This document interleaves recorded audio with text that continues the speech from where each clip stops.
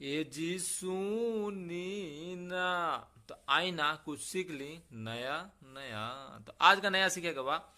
देखिए, जैसे हमने क्या कहल जाला कि हमरा बुखार बा, चाहे हमरा बुखार बाटे, तो एकरा इंग्लिश में क्या कहल जाला, आई हैव फीवर। एकरे के थोड़ा एडवांस लेवल पे बोले कोई आई फीवर, आई और हैव के कंटेक्ट कर दी आई फीवर।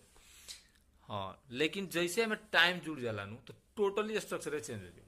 जैसे कि हमरा 2 दिन से बुखार बा, तो हम जैसे कि आई फीवर फ्रॉम टूडे चाहे फॉर टूडे चाहे सिंस टूडे, सारा सत्यानाश गलत हो गया। एकरा खातिर हुई अलग यूज हुई, जैसे कि आई हैव बानू ओकरा पर हैव हैड हो जाई।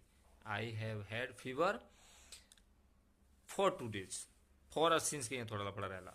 और जैसे कहे कोई कि हमारा सोमवार से बुखार बा एंड टाइम के दिन आ गई, तो ओकरा खातिर हो जाई I have had fever since Monday. तो जब भी टाइम के दिन आ जाए, टाइम के नाम आ जाए, तो वहाँ सिंस लग जाए। और जब टाइम के पीरियड रही, जैसे कि नंबर वाला टाइम, तो वहाँ फॉर लग जाए। बस इतना बड़ा अंतर बा।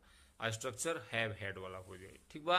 और यूज करें तबे बिया हो ना तो अगुआ भाग जाई भैया हो।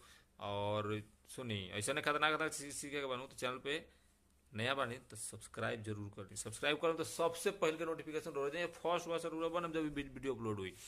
और वीडियो पसंद आए लोग तो लाइक कर ली और पूरा दुनिया में शेयर कर दी ना, ताकि पूरा एकदम क्रांति आ जाए, सब लोग सीखो और अपन एकदम मस्ती करो। So thanks for watching.